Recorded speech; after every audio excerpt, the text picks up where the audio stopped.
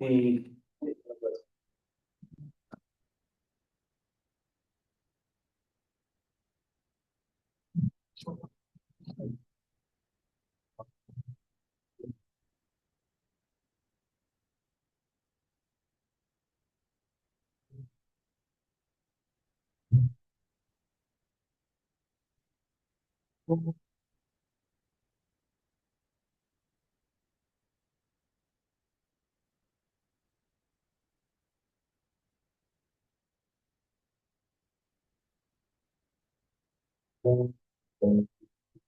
Another angel flies heaven, the everlasting gospel to preach unto them that dwell on the earth, unto every nation and kindred and tongue and people. Kom ons bid saam, Here, die een wat vir ons kom sterf het, rede om ons evangelie dat staan verkondig. En waar ons nou verder gaan kyk, na die heilige boodskap, wys dit vir ons die waarhede wat ons moet weet, die tyd waarin ons lewe in Jesus naam. So die gordyn wat hier voor die allerheiligste gehang het, het 'n spesifieke doel gehad. En dit was so saamlik gewees enkele jaar en ons gaan môre spesifiek daarna kyk hoe dit gewerk het, want ons kyk na hoe die tydperk gewerk, maar net om net so vinnige agtergrond te gee, is die hoofpriester sou enkele jaar inkom, maar voordat hy in die allerheiligste kon ingaan, moes hy eers vir hom en van sy gesin versoening doen, en daarna met wie ook wat hy dan baie van gemaak het, wat oorgaan so die heerlikheid van God kan ek kan amper self uitvertoon, van hy dan deur hierdie voorhangsel wat hier gaan. Nou hierdie voorhangsel weet ons het later gesê, dit is Jesus se vlees, maar daar was paar aspekte van die voorhangsel wat vir ons vertel van wat in die hemel gesien is. Nou wanneer ons kyk na Hebreërs 8:5, sê dit vir ons, hulle wat 'n afbeeld sal in skade deel van die hemelse dinge bedien. Dus Moses 'n goddelike bevel ontvang het voltooi, want hy het gesê, kyk dat jy alles maak volgens die voorbeeld wat jou op die berg getoon is. En dan in Hebreërs 9:9 sê dat dit was 'n beeld met die oog op die teenwoordige tyd. So dit wat vir Moses gewys was nie net gewees om vir Israel te sê, dit is wat julle moet weet nie. Dit was gewees dat hierdie beeld op die teenwoordige tyd kan wees, beteken dit vir ons wat hierdie tyd lewe. Hoe weet ek dit? Wel, ek kan die eendag en ek maak op, ek lees Jesaja 6. Kom by Jesaja 6 uit, en Jesaja 6 praat van Jesaja wat in die hemelse heiligdom ingaan. En tot onlangs toe het ek nie verstaan hoekom hy so bang was om daarin te gaan. Want sê in die sterkbeeld van koning Isaia het ek die Here sien sit op 'n hoë verhewe troon terwyl sy so in die tempel gevul het. Nou wie was koning Isaia gewees? Koning Isaia was die koning gewees wat gedink het dat hy nie mag gedoen het. En hy het van hier af die koel geneem en ingegaan om dit op die altaar te plaas, maar die hoofpriester en die ander priesters het wel gesmeek en gesoebat dat hy dit nie bedoel nie, maar hy wou nie luister nie. En so gaan hy toe in en toe hy sy hand uitsteek om die koel op die altaar te sit, toe word hy malaats. En hy was die res van sy lewe malaats gewees. En hier kom dit en dit sê vir ons, in hoofstuk 6, in die sterkbeeld van koning Isaia, het ek die Here sien sit op 'n hoë verhewe troon, terwyl sy so met die tempel gevul het. Sedert sy bo hom gestaan, kyk na die prentjie wat hy sien. Sedert sy bo hom gestaan, elkeen met 6 vlerke. Met 2 het hy sy aangesig bedek, met 2 het hy sy voete bedek en met 2 het hy gekniel. En die een het die ander toegeroep en gesê, heilig, heilig is die Here in die leerskade, die hele aarde is van sy heerlikheid vol. En die drempelposte, dit beteken die pilare wat hier gestaan het gebewe van die geluid van die roepers, en die huis het vol met rook geword. Nou die enigste tyd wanneer die huis vol met rook word, is wanneer God se teenwoordigheid die huis betree. Hoe weet ek dit wel? Van kyk na die boek van Leviticus, dit vertel ons dat toe die tempel ingewy is, het die rook ingekom en dit was so gewees dat niemand kon ingaan nie. God het dit teenwoordigheid kom plaas. Toe die eerste tempel gebou is, het dieselfde ding gebeur. Niemand kon ingaan nie. En môre van ons sien van nog 'n gebeurtenis waar die rook opgaan en niemand kon in die tempel ingaan nie. En ons kan dit sien in die boek van Openbaring. So hier vind Jesaja hom en hy is hier binne waar die rook opgaan waar niemand eintlik gehoor te wees nie. En nou kom en hy sê, "Wee my, ek is verlore want ek is 'n man van onrein lippe en woon onder 'n volk wat onrein van lippe is. Want my oë het die koning van die Here van die leerskare gesien." Maar een van die serafs het na my gevlieg met 'n gloeiende kool in sy hand, wat 'n altaar. Want hier is die altaar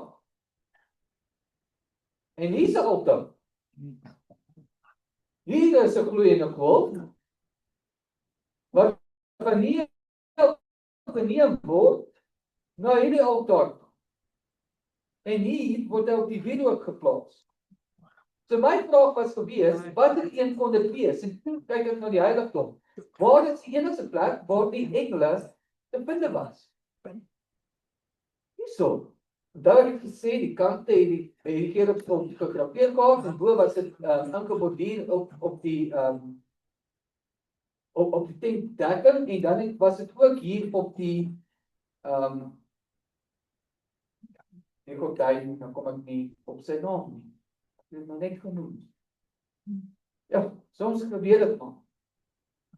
Die voorhangsel. So hy het dit daar gesien. So as ek hierdie pad en die tempel word vol met rook, waar was hy gewees? Daar. Nee. Hy was hier. Waar koning Usai die koning gesit het. So ek sou ook bang wees as dit ek was en ek weet ek mag nie eintlik daar wees.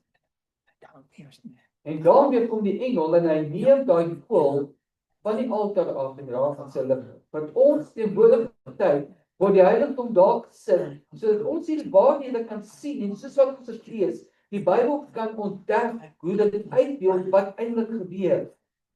En dis kom die teks sê dit was 'n beeld met die oog op die teenwoordige tyd.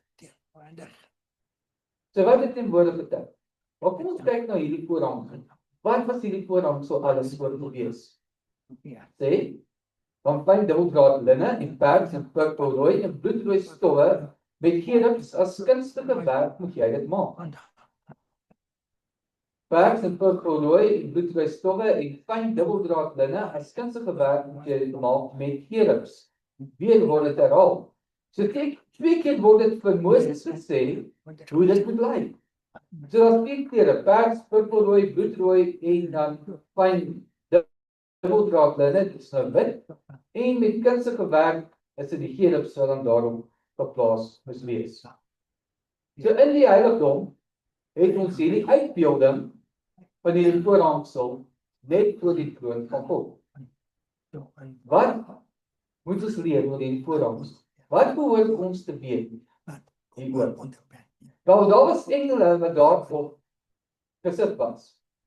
Nou Jesaja 6 vers 2 sê, "Sien ons die boom bestaan, elkeen met 6 vlerke en 2000 bedek, 2000 voete bedek en 2000 voet, die een en die ander toe geroep, heilig, heilig is die Here van die leerskare, die aarde is vol van sy heerlikheid."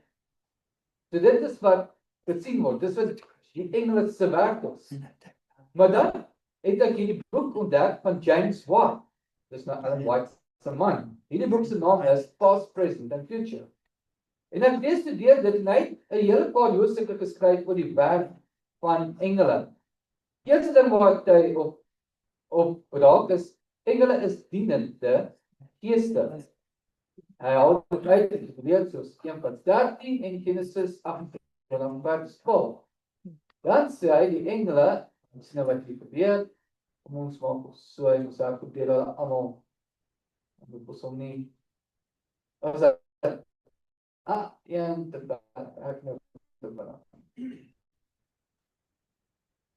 So hulle is gestuur op antwoord van gebed, Daniël 9 vers 12 tot 23. Hulle beskerm God se kinders, Daniël 6 vers 23, Psalm 91 vers 11. Hulle werk op redding van siele, Handelinge 8 vers 26 tot 29 en Josef 10 vers 2 tot 4. En dan sien ons hulle is ook boodskappers, soos wat ons nou in Openbaring Hoofstuk 14 van ontdek. Dan skryf hy: God sends his angels to direct the minds of his ministers to the lights of truth he would have to proclaim. So God stuur sy engele na sy gekose dienaars toe om hulle gedagtes te rig op die waarhede wat hulle dan moet vertel. Angels stand by their side as they speak the truth to people. As in the cases of Cornelius and Peter, and of Philip and the eunuch, angels are molding the work of the ministers and pressing home the truths to the hearts of people. So net vir sê dan dat ons net gou mooi kan vertaal is, die engele staan by hierdie predikers se sy om hulle te help. En net soos in die tyd van Cornelius en Petrus en by Philip, toe hy met die man daar gesels het, was die engele eintlik besig om die werk te doen, om te help om hierdie waarhede tuis te bring in die harte van die mense. Nou Daniël vertel ook van baie kere wanneer die engel aan hom verskyn het en verskeie dinge aan hom getoon het. Dan sien ons ook, toe Jesus se geboorte aangekondig is, het Gabriël gekom en die nuus aan haar gedeel. In Openbaring vertel dit ons van 3 engele met boodskappe wat hulle gebring. So hoekom is die 3 engele se boodskap belangrik? En die tweede vraag wat ek vra is, hoe pas die engele se boodskap by die heiligdom? So wat gebeur het is, omtrent so 2 jaar terug, toen ek die uitstalling daar was in Darwin, en iemand kom by my verbygestel wat by die konferensie werk, en sê, ek het jou ooit 'n lesing gedoen oor die 3 engele boodskap en hoe dit inpas by die heiligdom. Ek sê, ja, ek het hier en daar 2 of 3 skyfies by mekaar gesit, maar dis dit. En dis van waarop hierdie aanbieding toe nou kom is, en dit te verduidelik. So kom ons gaan in diepte in en ons kyk na wat hierdie boodskap is en hoe pas dit in die heiligdom boodskap. So daar's 3 engele. Wel, hoe weet ek dit? Ek kan vir julle goed wys op my uitgestaan het. Die eerste een, Eksodus 36 vers 35 en 36 sê, verder moet jy 'n voorhangsel maak van pers, rooi en bloedrooi stowwe en fyn dubbeldraad linne. As kunstige werk moet jy dit maak met gerings. En hy het 4 pilare van akasiëhout daarvan gemaak en dit met goud getrek. Hulle ramme was ook van goud. En hy het daarvoor 4 silwer voetstukke gegiet. So, wat het jy gesien? Jy het die gordyn gesien met die 4 kleure, die gerings daarin en dan die 4 pilare wat tussen dit gaan. In die boek Patriarge en Profete, want ek het goeie nuus vir jou, ek het my Afrikaanse boek gekry, so ek gaan binnekort Afrikaanse woorde inskryf. The building was divided into 2 apartments by a rich and beautiful curtain or web, suspended from gold-plated pillars, while inwrought with threads of gold and silver were cherubim to represent the angelic host who are connected with the work of the heavenly sanctuary and who are ministering spirits to the people of the earth. So hierdie gordyn wat hier gehang het, sê sy was baie mooi geweest en dit het gehang van hierdie 4 goue pilare af. En hierdie kerings wat hierop was, het die engele voorgestel wat hierdie werk doen vir die mensdom. En dit is dan ook gebaseer op wat die Beleedskrif oor wat die engele se werk is. En dan kom Corky Evans. En ek het hierdie boek gehad in PDF formaat en hy het net weggeraak en ek soek hom nou nog. So as ek hom weer kry, kan ek hom definitief download. Maar dis een van die diepste studies vir die heiligdom wat jy nog kan doen, is om hierdie persoon se boek te gaan lees. So as jy dit nou hande kry, lees dit beslis. Corky Evans se boek, The Sanctuary Cross. The 4 gold posts create 3 spaces. Each space contains an angel of silver and gold. These represent the 3 angels' messages. Ek lees dit sê wag. 4 pilare, 1, 2, 3, 4. 1 gordyn, okay? Ja. O, 3 spasies tussenin. En 'n engel is op elke spasie gesit. So daar's 3 engele. Jo. Wat 'n beeld was dit nie gewees nie, maar onthou, Moses het alles gemaak volgens die beeld wat hy ontvang het, en hy het heel moontlik die hemelse heiligdom gesien.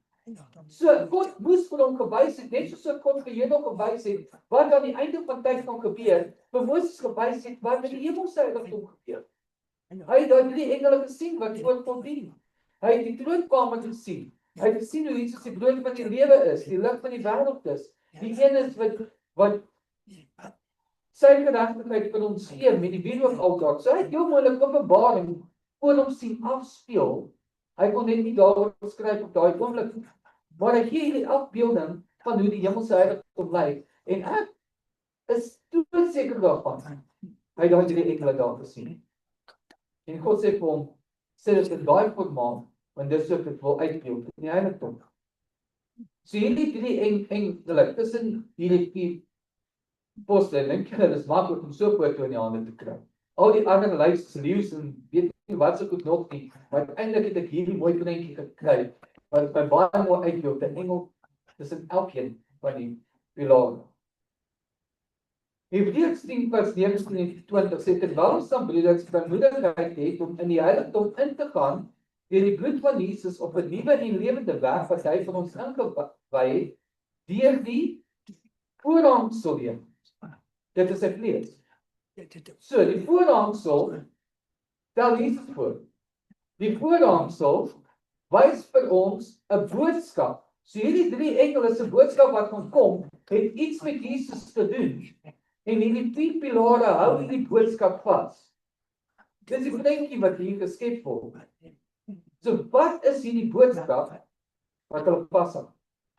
So Openbaring 14 vers 6 sê nou dat 'n ander engel in die middel van die lig sien met 'n ewige evangelie om te verkondig aan die bewoners van die aarde en aan alle nasies, stamme, tale en volke. Nou ons het voor gesien hierdie ewige evangelie is dit wat hier by die kruis gebeur het.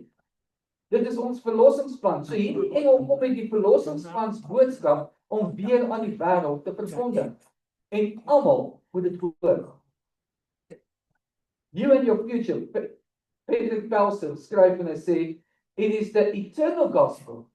The good news that Christ's voluntary death brings the gift of eternal life to the man who loves God.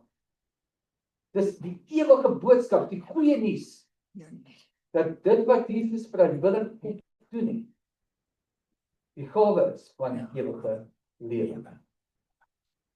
So wat 'n bewys het hy? 1 Johannes 3 vers 16 praat daarvan. Sien hierdie in 'n kom jy nou dit? Op hierdie Romeine 5 vers 8 tot 10, Romeine 6 vers 23 en 2 Korintiërs 5 vers 19 is almal bewyse van wat Jesus kom doen het en hoe hierdie evangelie dit uitbeeld. En elke keer bring dit terug na die punt toe. Ja, ons is sondaars, maar Jesus sê kom red. Ja, ons is verlore, maar deur wat hy gedoen het, het hy die sonde kom betaal. En dit is die ewige evangelie. Maar dan kom Markus 1 vers 15. Hoor dit is Jesus se woorde wat hy sê die tyd is vervul en die koninkryk van God het naby gekom. Bekeer julle en glo die evangelie. So dit was nie 'n boodskap waarmee die engel nou net eers kom nie. Dis 'n boodskap wat van lank al kom, vanaf Jesus hier op aarde was, net vir 'n tydperk is dit uit die werklikheid gery, die donker eeue. En nou kan dit weer na vore kom en dit kan weer wees soos wat dit was. En die tyd kom vervul wees om dit te doen op 'n presiese tyd en die boodskap gaan dieselfde bly. Daar's verkeering wat verkondig word en geloof in die evangelie. En hierdie engel roep uit met 'n groot stem. Wat is die groot stem? Wat is die groot boodskap wat hy kan verkondig? Jesaja 58:1 sê, roep uit jou keel aan die terug. Verhef jou stem soos 'n bassyn en verkondig aan my volk hulle oortreding en aan die huis van Jakob hulle sondes. So hierdie eerste boodskap wat gaan kom is spesifiek vir die huis van Jakob, is spesifiek vir die wat sê hulle in die evangelie.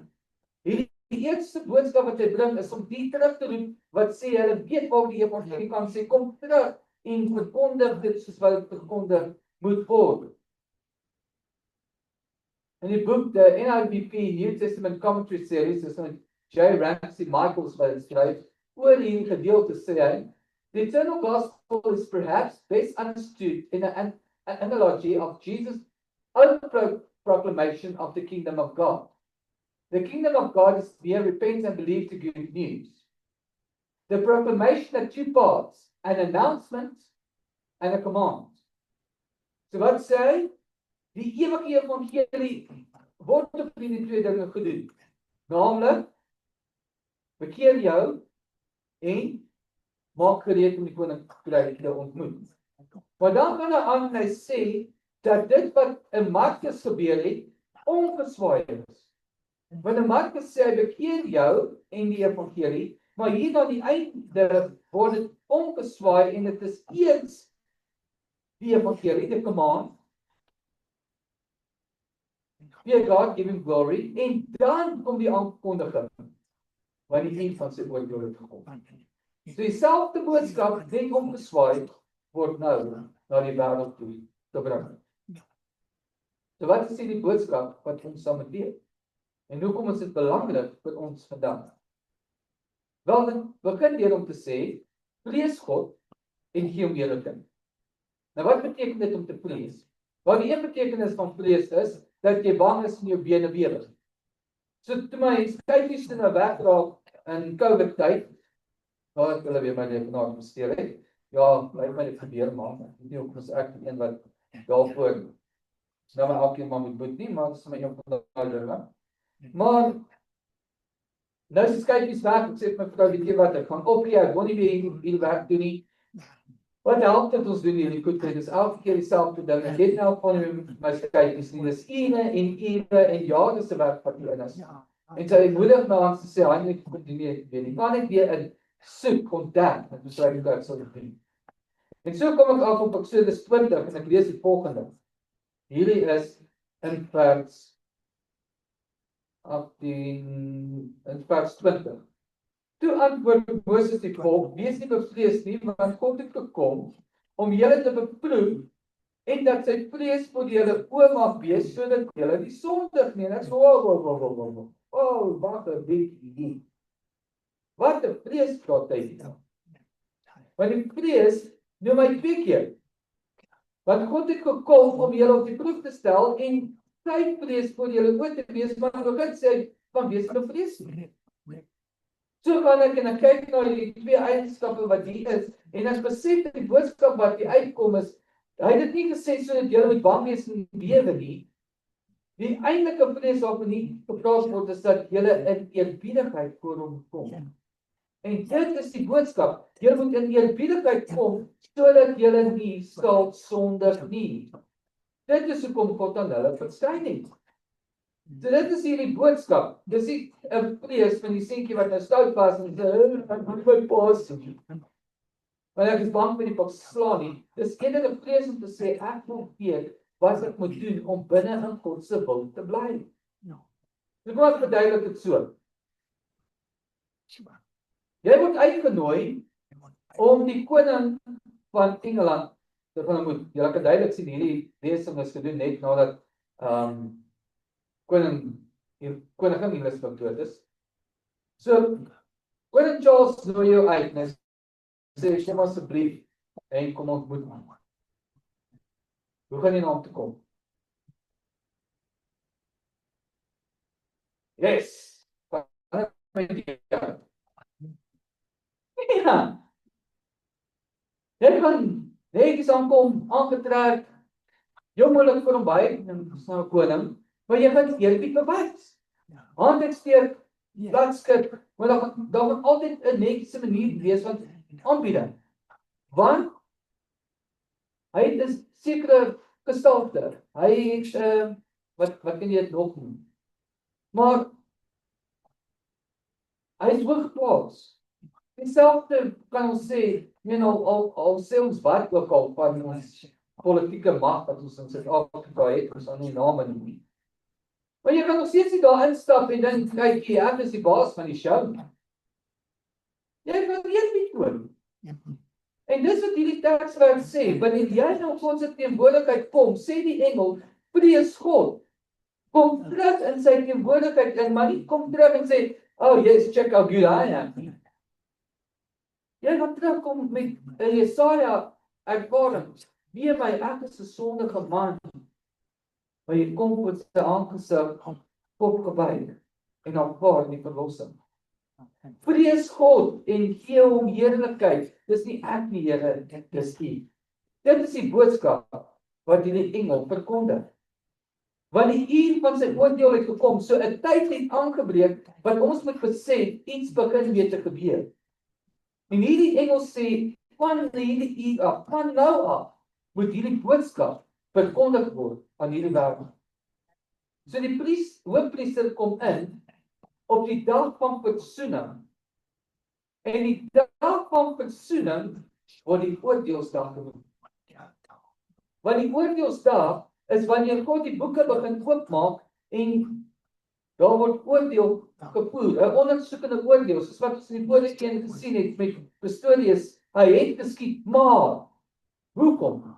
Dieselfde is, hierdie engel sê, die uur van sy oordeel het aangebreek, wanneer daarvan gekyk word na die hoekoms, en daar word tyd gegee vir ons om te wys, glo ons dit wat Jesus doen, of kan ons maar net aan met ons eie lewens. Openbaring 11, vers 19, ook wanneer ons môre van kyk, sê, die ark het oopgegaan in die hemel, met die 7de bassein wat geblaas.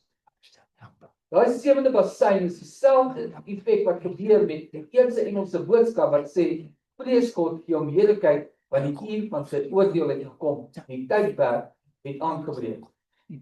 Openbaring 12 vers 11, hulle het hom oorwin deur die bloed van die lam, deur die woord van hulle getuienis, en hulle het tot die dood in hulle lewe liefgehad. So hierdie boodskap wat hy gee is, kom terug en gee eerbied, maar weet waar jy jouself bevind, weet wie jy is in God se teenwoordigheid. En dan gaan hy aan en hy sê, hoekom die uur gekom het en wat ons dan daarmee moet doen, en hy sê, aanbid hom, wat die hemel en die aarde, die see en die waterfonteine gemaak het. So vanaf hierdie uur aanbreek, word die boodskap teruggebring, wat die ware boodskap behoort te wees, van aanbidding. Want dan is die een ding wat Satan nie wil hê moet na vore kom nie. Is die een ding wat hy kan veg tot die einde toe, want hy soek aanbidding. En die Heiligdom vertel dit vir ons, wanneer ons kyk daarna, Jesaja beeld dit baie mooi uit, wanneer hy sê, wat Satan se doel was, hy het dit gesoek in die plek van God. Maar hierdie engel sê, ons moet aanbidding bring aan God, en nie aan die wêreld nie, want dit is hy wat die wêreld geskaap het. So dis die eerste engelboodskap. Die tweede boodskap, wat daarmee saamkom, waar die passaal ook net weer 'n bevestiging van die engele wat dit ook sing, wat sê, is water ontvang met een alles geskape, en deur die wil bestaan hulle en is hulle geskape. So sê weer 'n bevestiging tot die engele, en die hemel weet wie die aarde geskaap het. En hierdie net verbygaan, dis gaan net weer eens gedenk die Sabbatdag, bring dit weer terug aan die punt toe, waar we dan aanbidding gaan, ons het nou daarom geraak, en gekom by die tweede engel se boodskap. Maar die tweede engel se boodskap wys vir ons iets uit, wat ons moet besef, wat daarna gebeur. En 'n ander engel het gevolg en gesê, geval het Babylon, die groot stad, omdat sy al die nasies laat drink het van die wyn van die grimmigheid van haar hoedery. So die eerste engel kom en hy gee die boodskap en hy sê, die evangelie bring jou terug in God se teenwoordigheid. Die tweede engel kom en sê, hier is 'n probleem.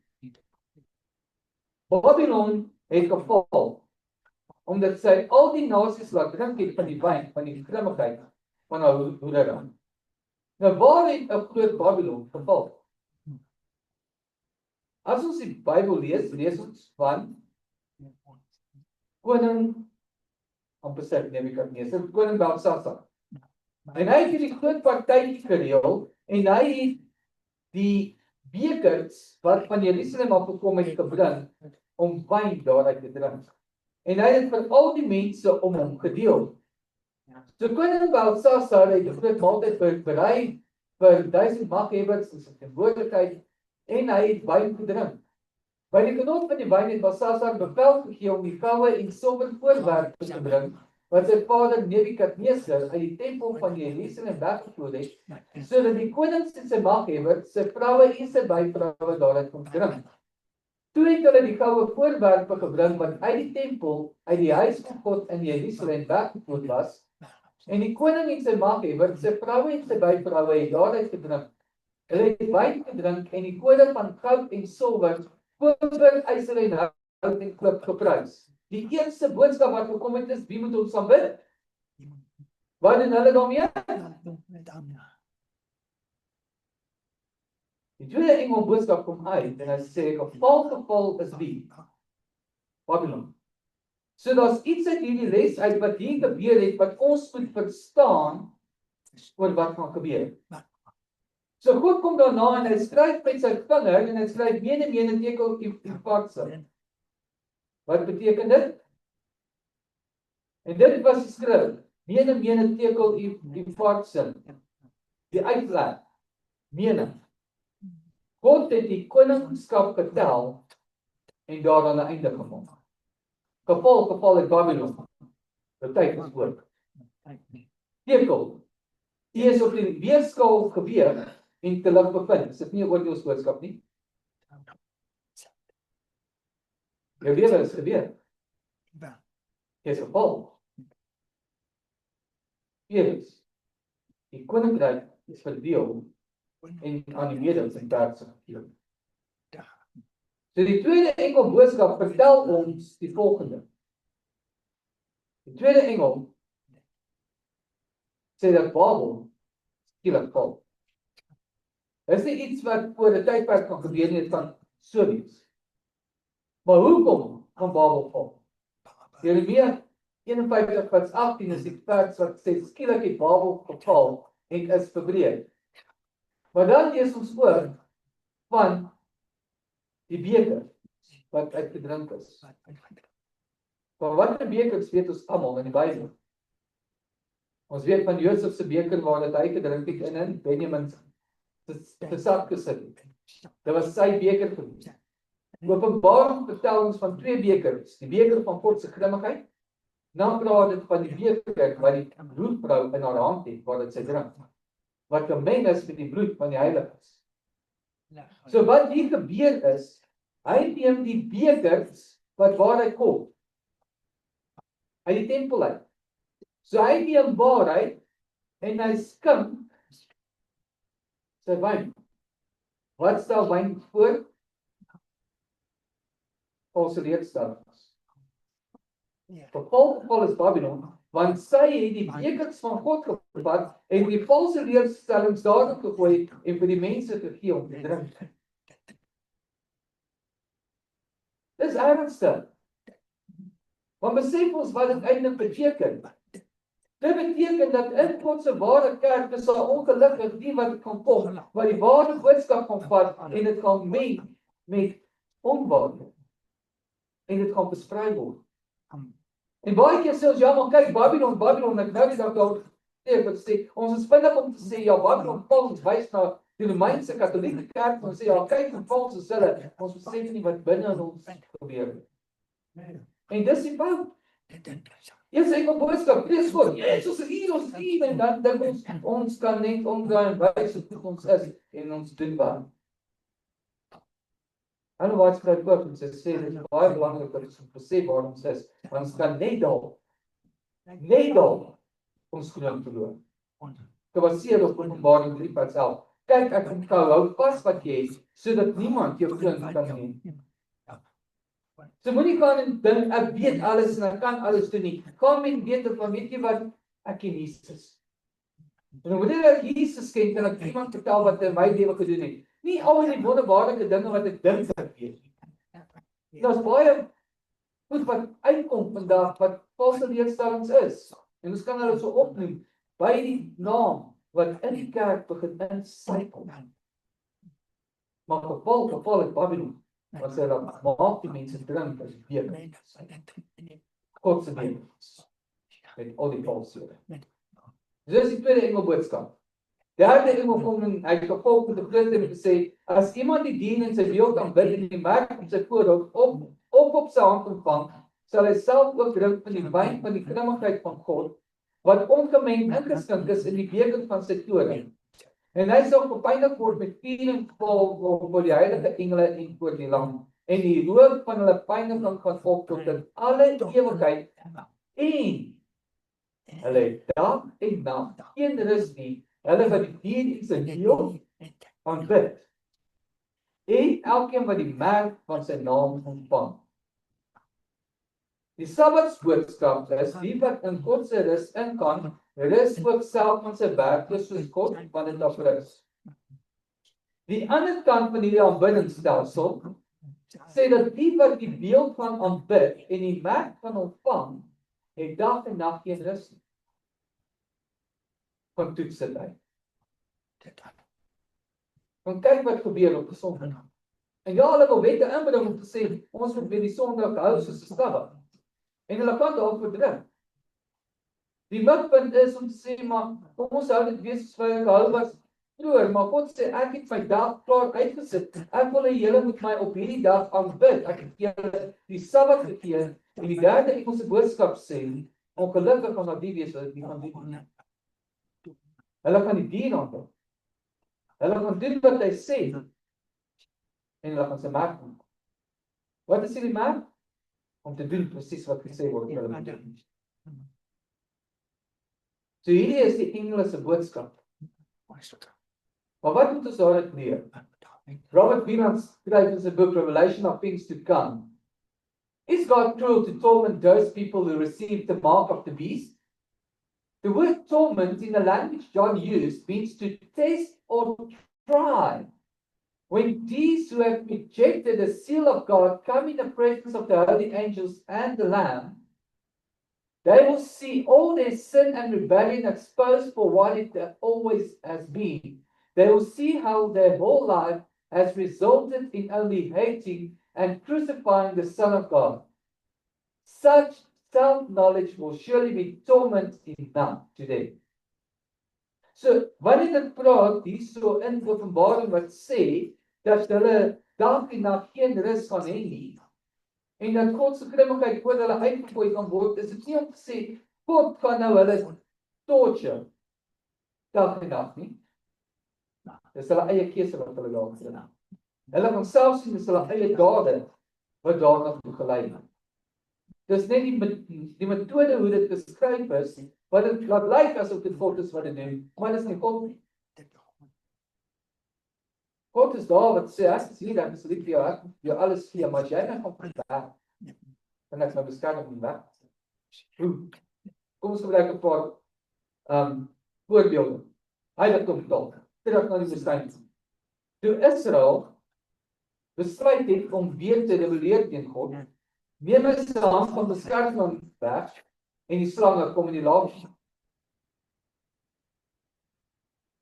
Het God die slange in die laar ingestuur? Nee, daar was slange altyd om hulle. Hy het hulle beskerm daarvan. Wat jy nie wil luister nie?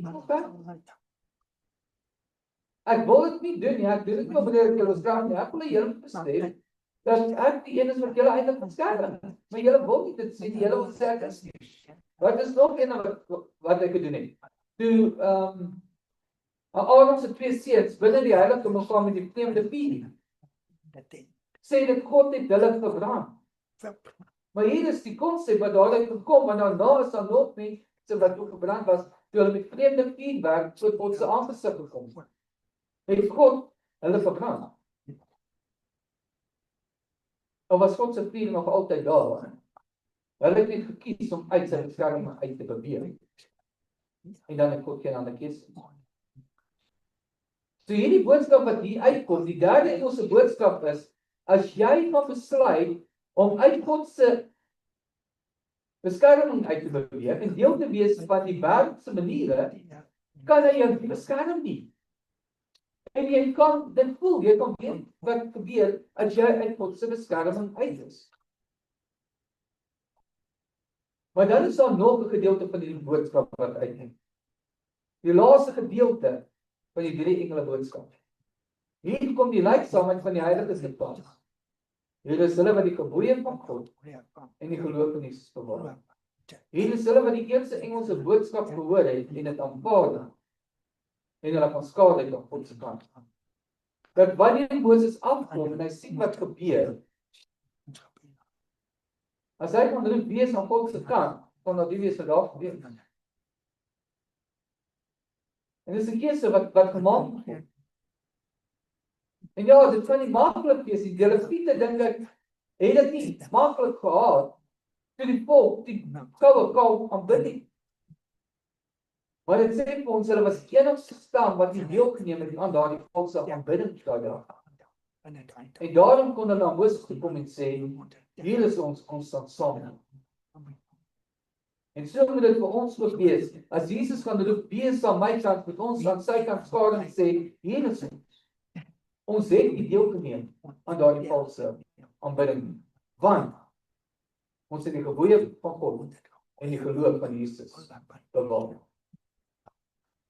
1 Tessalonisense 1:2-5, voor dit ook genoem. Ons dank God altyd vir julle as aan julle dink, ons gebede en onophoudelik gedagte hou, die werk van julle geloof, die arbeid van julle liefde, en die leidsaamheid van julle hoop in Jesus Christus. Die dank hulle aan, en hy vertel hulle, hoekom hy dit doen, en wat uitgestaan. Maar dan sê die interessante gedeelte wat hy sê, want ons evangelie het tot julle nie gekom in woord alleen nie, maar ook in die krag en in die Heilige Gees en die volle versekering.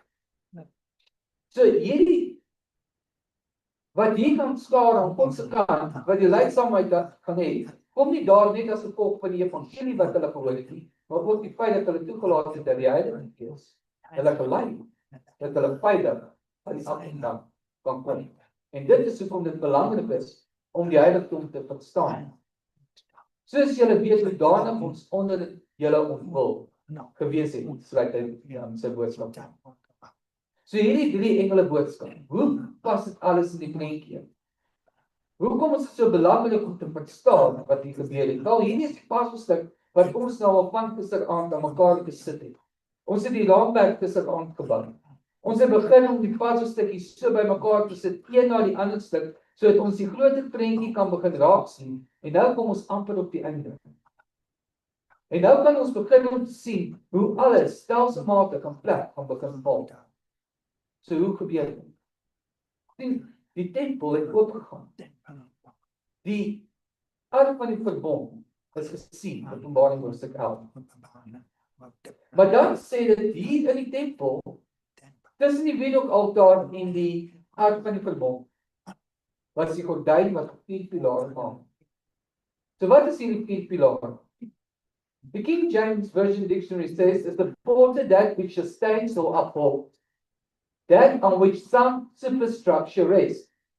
So hierdie gordyn is iets wat ondersteunend is, en wat help dat die boodskap daarop kan rus. Wat die Raak en Profete, bladsy 353. As the inner veil of the sanctuary did not extend to the top of the building, the glory of God, which was manifested above the mercy seat, was partially visible from the first apartment. When the priest offered incense before the Lord, he looked towards the ark, and as the cloud of incense arose, the divine glory descended upon the mercy seat and filled the most holy place, and often so filled both apartments that the priest was obliged to retire to the door of the tabernacle. So wat sou gebeur is, omrede hy die gordyn nie tot bo die siening sou gaan het, kon hy op 'n mate die lig gesien het wat hier van af kom. Nou kom hy hier in en hy vat die en hy sit dit hier op en die rook gaan op. En dan sê dit die rook het so geword dat as dit voortgaan, was daar tye gewees wat dit die hele plek gevul het, en die heerlikheid van God het aangekom, en die priester het keer aan die keuse gehad om uit te beweeg. So, was die heerlikheid gevul gewees. So, hierdie gordyn hang op hierdie 4 pilare. Die heerlikheid van God kan nog steeds gesien word, en die priester moet iets daaruit leer, want dit is iets vir ons, vir vandag. Eksodus 36 vers 35 en 36 vertel van ons wat hierdie was. Dit sê dit was 4 pilare van 'n paashout met goud vertrek. Hulle kramme was ook van goud, dis nou waarop die gordyn gehang het, en in 4 silwer voetstukke gegiet. So, wat is hierdie 4 pilare? 1 Tessalonisense 1 vers 3 en Openbaring 14 vers 12, as ons hulle bymekaar sit, gee vir ons 'n aanduiding. Die leidsaamheid se heiliges se hoop op ons Here Jesus Christus te pas. Hier is hulle wat arbei in liefde vir die gebooie van God en die werke van hulle geloof in Jesus bewaar. Dis iets te doen met die heiliges. Markus 1 vers 13, die tyd is vervul en die koninkryk van God het naby gekom, bekeer julle en glo die evangelie. So, hierdie pilare maak deel van hierdie evangelie boodskap. Die gordyn, Jesus se vlees, die 3 engele, die 3 engele boodskap. Die pilare, 1 Korintiërs 5 vers 14 tot 21. Want die liefde van Christus dring ons, omdat ons die oordeel is, dat as een vir almal gesterf het, dat dan almal gesterf het, en hy het vir almal gesterf, sodat die wat lewe, nie meer vir hulle self lewe nie. Maar vir hom wat vir hulle gesterf het, en opgewek is. Ons ken dus van nou af niemand meer na die vlees nie, en al het ons vir Christus na die vlees geken, nou ken ons hom tog nie meer so nie. Daarom, as iemand in Christus is hy 'n nuwe skepsel. Die ou dinge het verbygegaan, kyk, dit het alles nuut geword. En dit alles is uit God wat ons met homself versoen het, deur Jesus Christus, en ons die bediening van die versoening gegee het. Naamlik dat God in Christus die wêreld met homself versoen het, deur hulle hom misdade nie toe te reken nie, en die woord van die versoening aan ons toe te vertrou. Ons tree dan op as gesandte om Christus wil, asof God deur ons vermaan. Ons bid julle om Christus wil, laat julle met God versoen, want hy het hom wat geen sonde geken het nie, sonde vir ons gemaak, dat ons kan word geregtigheid van God in hom. Sien my 4 pilare is nie op nie. So kom ek verduidelik. Die eerste engel kom en hy gee die boodskap. En hy sê, vrees God, gee hom heerlikheid, want die uur van sy oordeel het gekom. Nou, daar's 4 boodskappe wat uitgekom het, of 4 weerstellings, wat prominent gemaak is in hierdie tyd. Die eerste pilaar, kom William Miller, en hy sê, Jesus kom weer. Onthou in daardie tyd, het hulle nie geglo dat Jesus fisies meer gaan kom nie. Die valse leerstelling was al reeds uitgegee, dat dit 'n geheime werkdraping gaan wees. So die eerste boodskap waarmee hy kom, is hy sê, nee, Jesus kom weer. Dit gaan letterlik wees, hy kom op die wolke, die besyn kan blaas, elke oog kan hom sien. Dan is daar 'n tweede boodskap wat uitkom. Jesus het nie gekom in 1844 nie, want dit was nie die gebeurtenis wat met plaasvind nie, alhoewel dit die boodskap was, wie tyd was dit nie die gebeurtenis nie, en Hiram Edson stap in die veld, en hy kom op die tweede boodskap af. Wat was die tweede boodskap? Die tweede boodskap is die ondersoekende oordeel het begin. Die hemelse heiligdom maak skielik voor hom oop, soos wat hulle die heiligdom bestudeer het, en hy sien wat dit eintlik is. En die tweede wat uitkom is, daar's 'n ondersoekende oordeel. Die derde boodskap wat uitkom, is die Sabbat. Hulle is besig om al die goed te praat, hulle gaan uit, hulle preek die boodskappe, en 'n vrou sit daar binne en sy hoor die boodskap, en sy stap na een van die pioniers en sy sê vir hom, maar wat moet Sabbat? Jy het sopas gepreek en gesê, dit is wat dit is, God se gebooie moet gehou word, maar die 4de gebod hou jy nie. En so begin hulle ondersoek te doen, en Joseph Bates begin om deur dit te gaan, en hy kom agter, maar die Sabbat is die 7de dag, nie die 1ste dag. En hy begin 'n pamflet skryf daaroor, En hy stuur vir Ellen White die boodskap en hy sê vir haar, jy van die eerste suiker kan daar teen sy sê nee, dit kan nie wees nie, jy het nou niks aan haar gewys nie. Maar op die regte tyd wys die Here vir haar in die visioen ook oor die Sabbat en gee die visioen en sy skryf terugkom en sê, jy's reg. Die Bybel sê dit is die 7de dag en so kom die 7de dag deur en die organisasie word gestig wat later bekend sou word as die Sewe-Adventiste Kerk. Maar dan is daar nog iets wat in daai tydperk gebeur. Hulle het geglo dat wanneer jy doodgaan, dan kan jy op hemel toe of hel toe. Dis waar jy die penninge moes betaal. En ongelukkig het daardie leerstelling nie uitgesuiwer nie. Dit het eers hier uitgesuiwer na 1844. Toe eers kom die boodskap uit van nee, as jy sterf, dan gaan slaap jy in die grond, want dit is jy's dood. Die Bybel sê jy weet niks. En in daai selfde tydperk begin spiritisme. Met twee meisies wat in die klop hoor en so begin hulle toe met die demone te gesels. En dis hoe spiritisme begin het. So veel leerstellings kom uit in hierdie tydperk wanneer die eerste Engelse boodskap verkondig word. Maar hier is die vraag. Die eerste Engelse boodskap word vanaf 1840 tot 1844 verkondig. Dit was die oordeels boodskap, maak gereed Jesus gaan kom. Beteken dit nou, omrede daardie boodskap in daardie tyd gepreek is, dit is meer vir ons vandag nie. Nee. Dit moet nog deel wees. Die tweede Engelse boodskap word verkondig vanaf 1840 tot amper in die 1900s, wanneer die gevolge van Babylon is, om te waarsku oor die valse leerstellings wat inkom. Nou beteken dit omrede daardie boodskap omtrent daai tyd geëindig het, ons hoef dit meer vandag te hê. Nee. Want dit maak deel van een gordyn. Die derde Engelse boodskap is die boodskap wat tot en met vandag toe nog verkondig word, wat sê aanbid God, moenie die dier aanbid. Want dan al die engele is op een gordyn geborduur.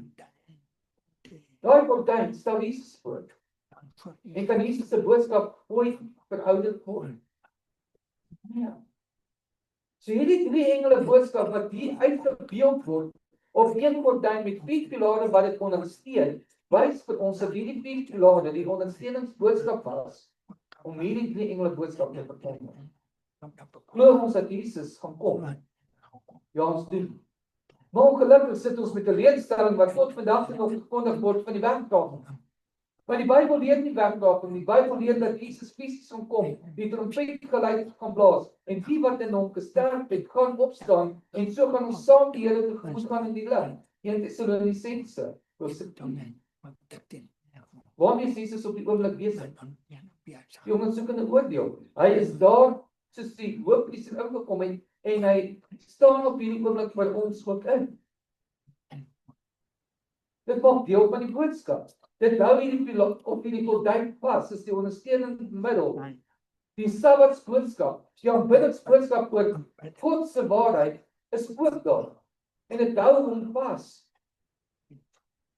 En dan kom ons die wonderlike boodskap dat die wat in Christus gesterf het, nie vir ewig sal sterf. Maar wanneer hulle in Jesus geglo het, sal hulle opstaan wanneer die Messias vervang word. Nie verskyn nie voor jou wanneer jy 'n medium kom. Op die kristalbol, op die koppie tee wil besoek. Want daar is alles satans. Maar daar is 'n manier om daardie ondersteunende boodskap te probeer onderdompel. Maar kan dit regkry? Want dat drie engele boodskap is ons boodskap vandag. Ons het nou net die volledige boodskap. Ons het die volledige prentjie om in die wêreld te bied. Ons kan die puzzelstuk begin om mekaar te sit, sodat die wêreld kan sien wat kom. Maar wat vertel ons die wêreld? Wat vertel ons die wêreld? Want dit is waar ons môre. Want ongelukkig het dit gekom dat ons soveel weet van die profesie, dat ons vergeet het waaroor die profesie gaan. En wanneer ons vergeet het waaroor die profesie gaan, Want Satans en valse weerstands baie maklik is. So môre gaan ons uitvind hoekom dit belangrik is om profesie te ken. Maar om te verstaan hoe ons die heiligdom kan uitdeel. Sodat die een waaroor die profesie gaan, die een is wat die volle heerlikheid het. Die eerste engelboodskap. Gereedskap. Heel eerlik. Heel heerlikheid. Van die eer van sy oordeeligheid. En dan bid op vir die hemel, die aarde, die see, die water. Dit is die belangrike. Want sien, uit daai een kom die twee laaste waarskap. Maar bedoel nog vol. Daar is 'n ons aanbiddingsdag. Maak die keuse. Sou jy ons. Kom ons bid. Sê ons Vader, dankie dat ons kon sien dat dit wat Moses op die berg gesien het vir ons teenwoordigheid is vandag.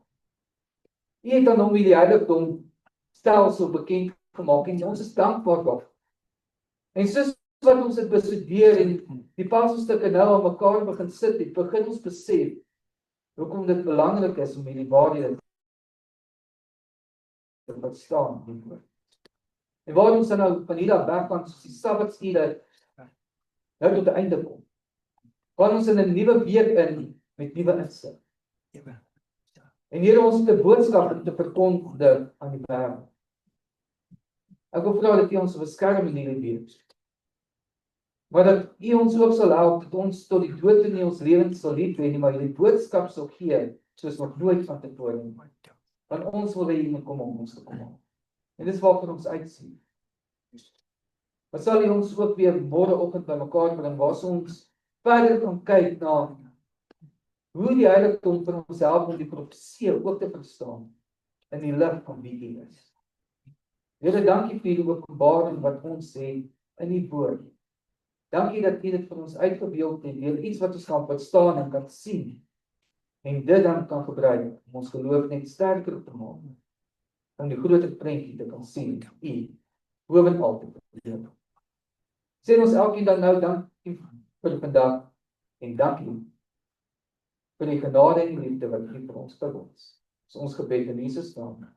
Amen. Mag U